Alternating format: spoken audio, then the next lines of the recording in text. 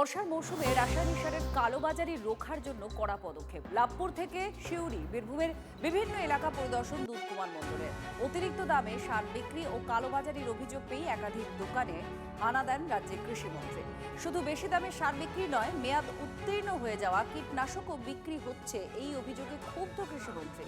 কৃষি দপ্তরকে কঠোর পদক্ষেপের নির্দেশ দেন মন্ত্রী দুধ কুমার মণ্ডল। মন্ত্রীর হুঁশিয়ারির পরই অভিযুক্ত দোকান মালিকদের শোকজ করা হয়, নথি নিয়ে কৃষি দপ্তরে হাজিরার নির্দেশ দেওয়া হয়। চাষিদের যেটা অভিযোগ আমাদের কাছে যে ন্যায্য মূল্যে আমরা সার পাচ্ছি না, কোম্পানি ট্যাগ করা অনেক ওষুধ বা যেগুলো দিচ্ছে যেগুলো কাজেই আসে না সেগুলো তাদের নিতে হচ্ছে এবং অনেক বেশি বাড়তি দামে। বাংলা সেচ কৃষি সেচ যোজনা সেই প্রকল্পের বহু প্রকল্পের যে টাকাগুলো যাদের নয় ছয় হয়েছে, যেগুলো কাজেই আসে না, সেরম স্কিমগুলো আমরা লক্ষ্য করেছি।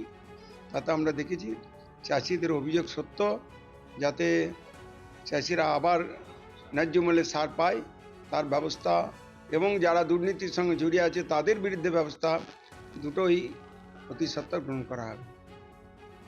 হাওড়া স্টেশনে চালু হচ্ছে নতুন প্ল্যাটফর্ম। কাল ভোর থেকে হাওড়ার এই নতুন 24 নম্বর প্ল্যাটফর্ম থেকে শুরু হবে যাত্রী পরিষেবা। হাওড়া স্টেশনের অন্যতম বড় প্ল্যাটফর্ম এই 24 নম্বর প্ল্যাটফর্ম। প্রায় 26 কামরা ট্রেন এবার ঢুকতে পারবে হাওড়া স্টেশনে। এতদিন 9 নম্বরে ছিল হাওড়ার সবচেয়ে দীর্ঘ প্ল্যাটফর্ম। নতুন এই 24 নম্বর প্ল্যাটফর্মের দৈর্ঘ্য 635 মিটার। তৈরি করতে খরচ হয়েছে প্রায় 3 কোটি।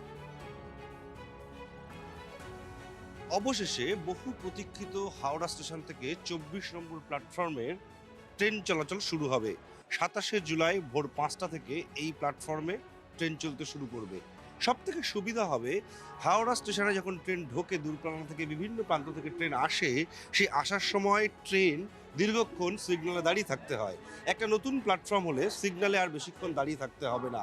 দীর্ঘদিন ধরে এই এলাকার মানুষের, এখানকার মানুষের প্রত্যাশা ছিল যে এখানে একটা নতুন প্ল্যাটফর্ম হলে, এবং সব থেকে বড় কথা হচ্ছে এটা হাওড়া স্টেশনের সব থেকে দীর্ঘ প্ল্যাটফর্ম।